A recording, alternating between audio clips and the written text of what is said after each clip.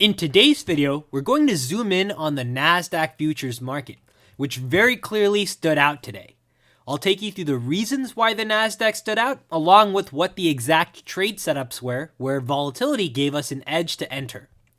Now let's start first with reviewing the morning volatility landscape. To do that, I'm going to use our morning volatility note. Here's an example of what that looks like. We send this out to all of our futures Volatility Box members every single morning, Monday through Friday, about an hour after the markets open. It contains what is the volatility landscape of the 10 major futures markets that we look at. Now here, if we start to piece together what the futures markets are telling us, we can plot them on our scale right down here. The scale contains all 5 of our volatility models. The scalper is the one we use when there's very little volatility in the market. The doomsday conservative models are the ones we use when there's a lot of volatility in the market. To start off the day, if we look at the index markets here, the S&P, the Dow, the Nasdaq, and the Russell were all on their scalper models. So all 4 index markets telling us we don't have a lot of volatility so far. Now that very quickly changed. In fact, by the end of the day, all of the markets but the Nasdaq had adjusted to their aggressive volatility box model. So right here, they had shifted over one stage. The Nasdaq was the one market still on its scalper models. Now, interestingly enough, the Nasdaq and the S&P were the 2 markets where we actually had trade setups. The Dow and the Russell, nothing. So let's dive a little bit deeper into the S&P and the Nasdaq. The S&P gave us one short side setup.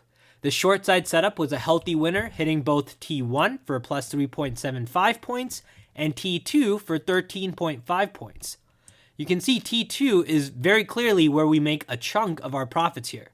T2 also has the luxury of a break-even stop, so that's something that I really like about our second targets. The second trade was inside of the Nasdaq. Same time, the Nasdaq had more risk involved, 16 points for our first target, 56 for the second target. Also, a very healthy P&L, coming majority from the second target here. The Dow and the Russell both gave us no entries, and in today's video, we're going to focus in on the 2 markets where we did have entries, the S&P and the Nasdaq.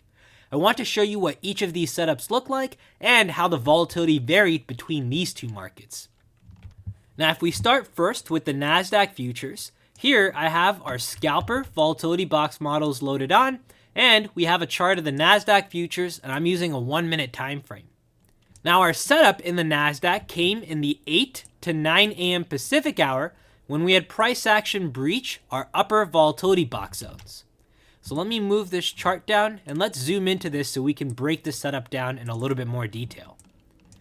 Now we have our fade setup, which has really 2 very simple rules.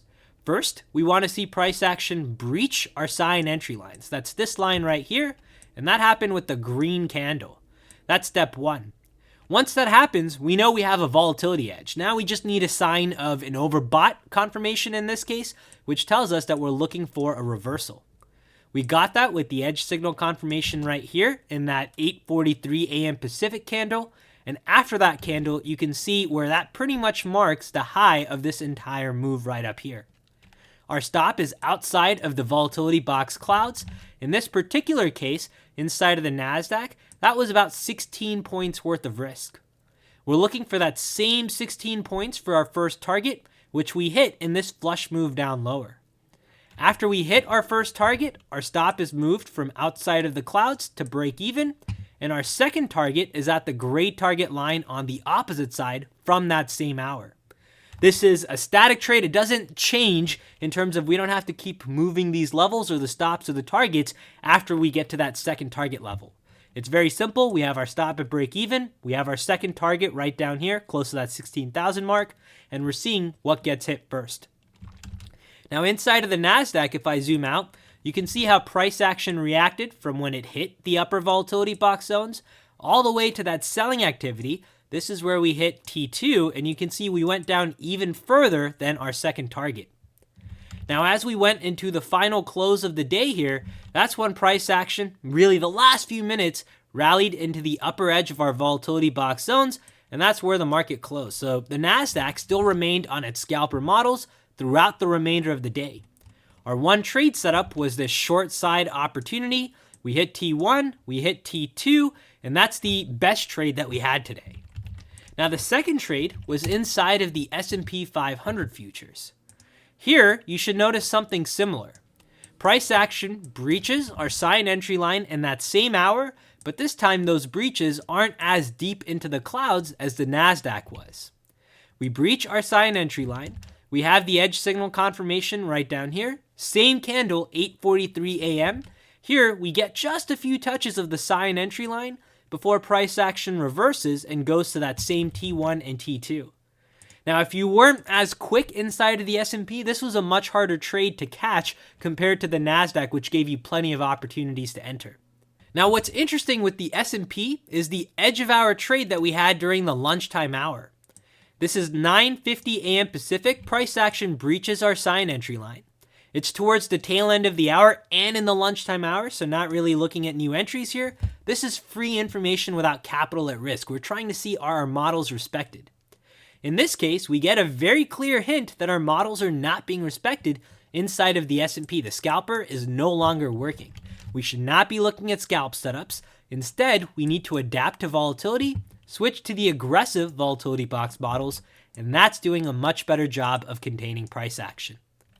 So this was the one switch that we had inside of the S&P 500 from the scalper to the aggressive based on that breach towards the tail end of the lunchtime hour. Again, the Nasdaq very clearly today was the market which stood out. It stayed on its scalper models. We had a very nice short side setup. It hit T1, T2 with very little heat involved. Now, if I quickly show you the Dow and the Russell, the Dow here we could see broke outside of the scalper models in that 7 to 8 a.m. Pacific hour. This then takes us to the aggressive models. Very clearly, the Dow is telling us it's more volatile than the Nasdaq and the S&P 500. On the aggressive models, you can see price just chops around in between of our volatility box zones.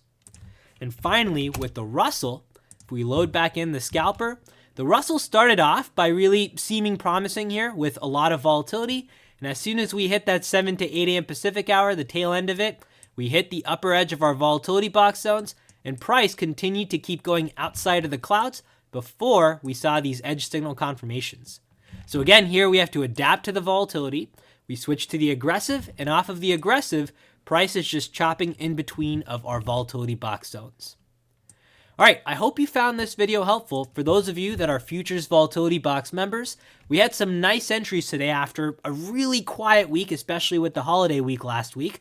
So I'm hoping we can start to build upon this volatility. Take care, everyone. Good luck trading, and I'll see you in our next update.